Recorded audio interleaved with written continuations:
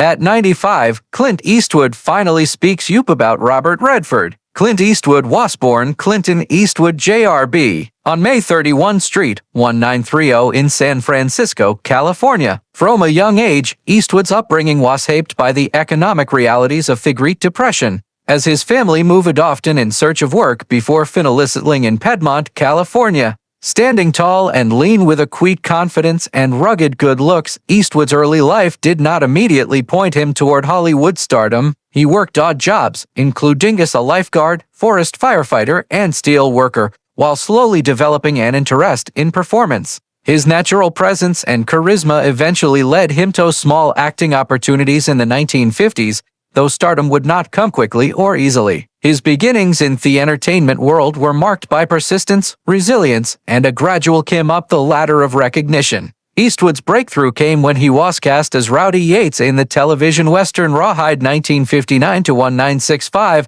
The show gave him the chance to showcase his stoic demeanor and commanding screen presence, qualities that would become hallmarks of his career. However, his real transformation into an international star occurred when he traveled to Italy to collaborate with director Sergio Leone in the now legendary Dollars trilogy of spaghetti westerns, A Fistful of Dollars, 1964, For a Few Dollar, 1965, and The Good, the Bad, and the Ugly, 1966. As the man with no name, Eastwood projected a new kind of Western hero, mysterious, laconic, morally ambiguous, yet undeniably magnetic. These films notably cemented his place in cinematic story, but also helped redefine the Western genre for a new generation. The momentum of those spaghetti westerns carried Eastwood into the 1970s, where he began exploring more diverse roles and collaborations. His portrayal of Inspector Dirty Harry Callahan in the crime thriller Dirty Harry 1971 created yet another indelible screen persona.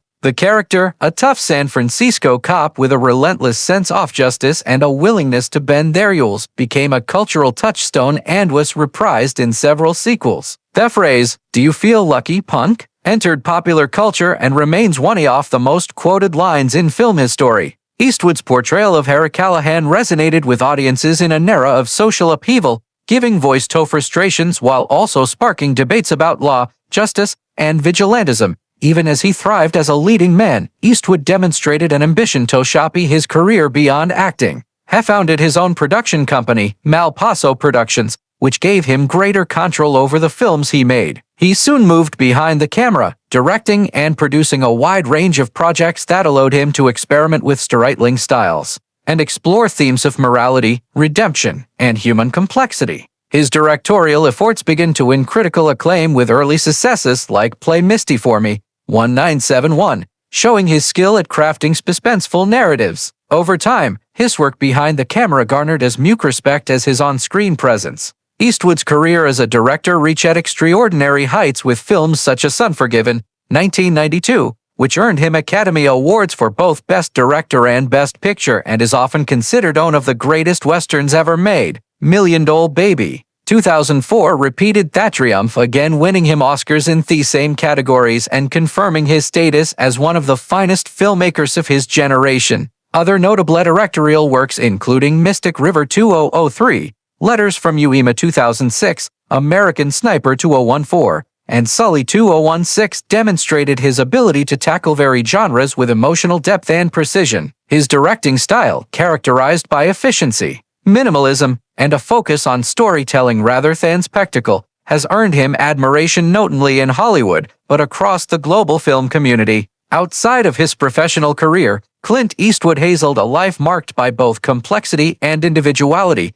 Known for being fiercely independent, he has pursued personal passions in music, politics, and public service. A lover of jazz, he has composed and performed music for several of his films. In politics, he served as mayor of Carmel by the Sea, California from 1986 to 1988, demonstrating his commitment to community service and his willingness to step into leadership beyond the entertainment industry. On December 19, 1953, Clint Eastwood married Maggie Johnson, a stunningly beautiful young woman who was working as a model at the time. Their wedding came before Eastwood had achieved any real fame in Hollywood, making Johnson his partner through the years of struggle and early career building. The marriage would last for more than 3 decades, weathering the turbulence of Eastwood's rising stardom, his growing reputation as a Hollywood leading man, and his increasingly complicated personal life. Together, Eastwood and Johnson had 12 children. Their first child, Kylie Eastwood, was born in 1968 and would go on to establish a career as a respected bassist and composer,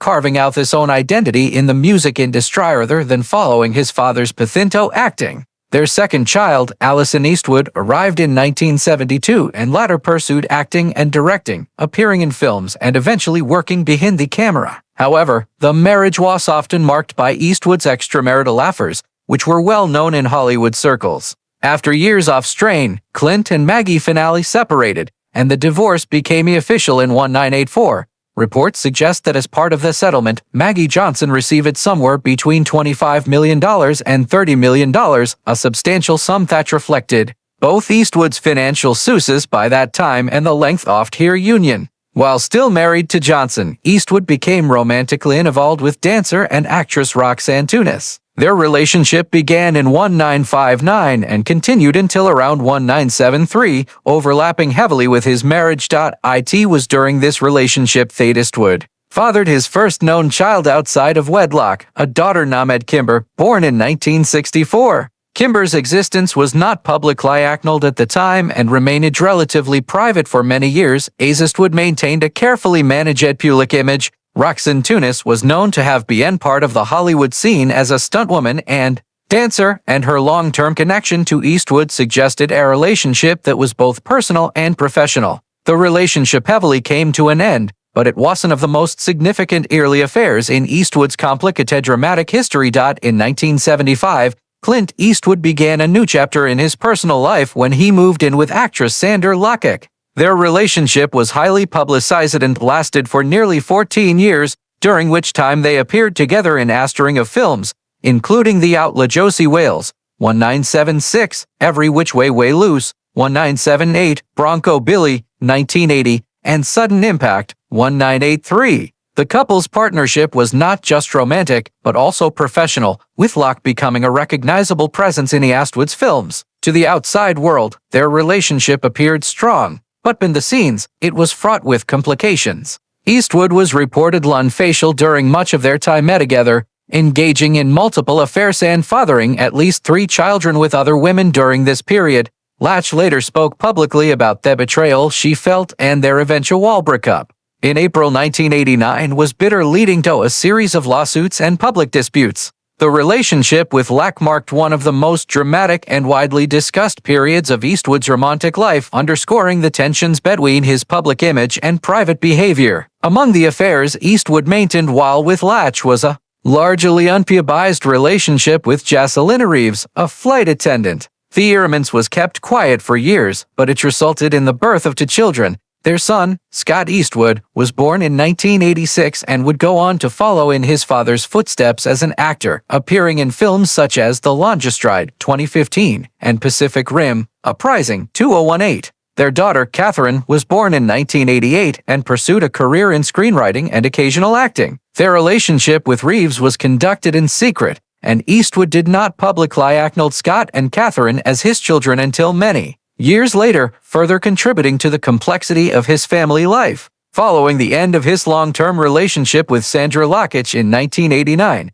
Eastwood entered into another high-profile romance, this time with actress Frances Fisher. Fisher was a respected stage and screen actress known for her fiery presence and her work in films such as Unforgiven 1992, in which she appeared alongside Eastwood. Their relationship was both professional and personal, lasting several years and producing 1 daughter, Francesca, born in 1993. Francesca Eastwood grew up in the spotlight and later pursued a career in acting and modeling, becoming a recognizable public figure in her own right. Although Eastwood's romance with Fisher eventually ended, their relationship was regarded as one of the more stable and affectionate periods in his life compared to some of the more turbulent ones that had come before. At 95 years old, Clint Eastwood has lived long enough to see entire generations of actors, directors, and cultural icons rise and fall. Through his decades-long career, Eastwood has rarely been one to gossip or dwell on other Hollywood figures. His reputation has always been built on quiet dignity, a man who preferred to let his work speak louder than any interview or headline.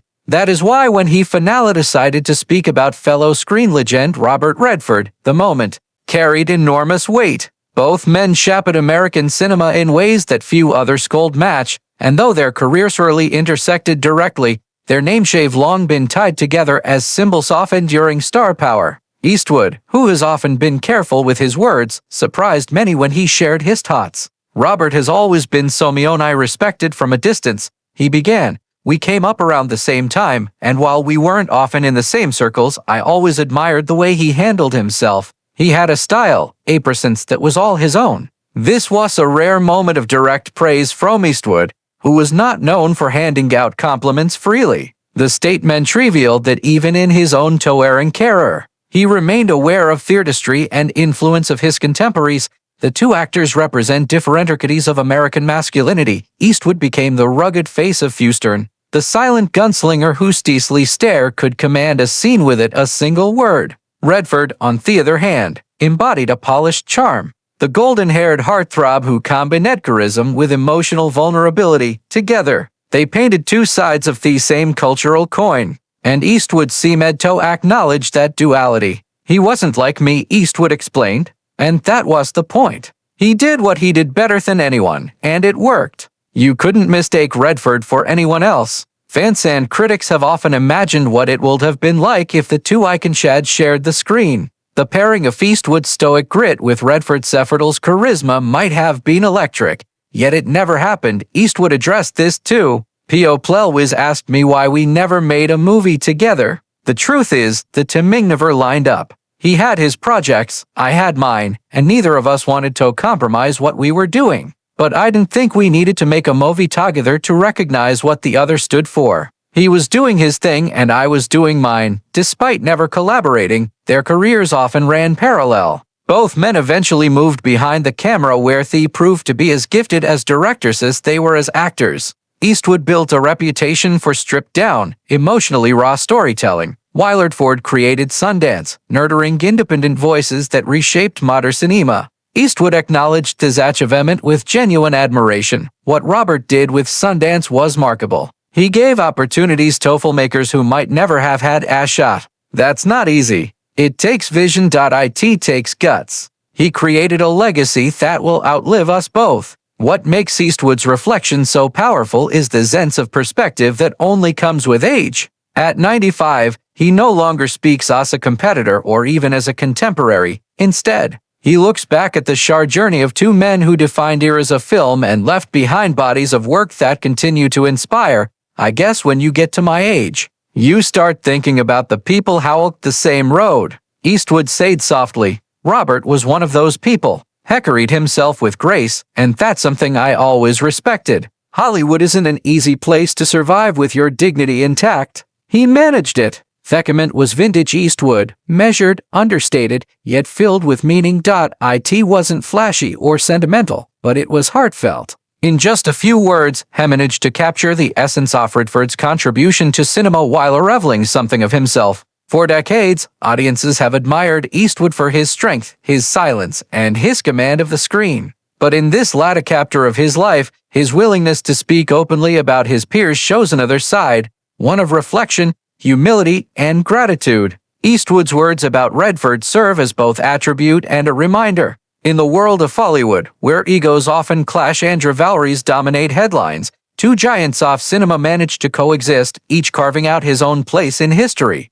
We didn't need to compete. Eastwood concluded. We both found our way, and I'm glad he was out there doing what he did. The movies are better because of it.